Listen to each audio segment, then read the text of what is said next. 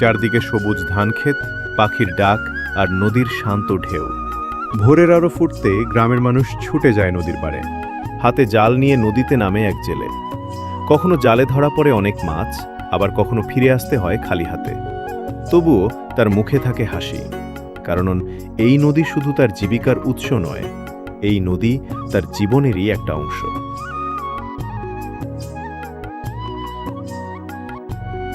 শহরের ব্যস্ততা থেকে দূরে এই সরল জীবনেই হয়তো লুকিয়ে আছে প্রকৃত শান্তি।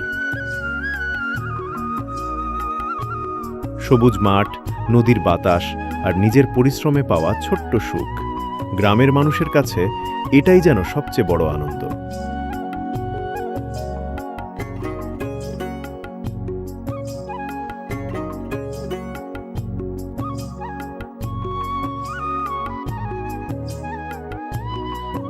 প্রকৃতির এই সৌন্দর্যেই যেন লুকিয়ে আছে গ্রামের আসল জীবন।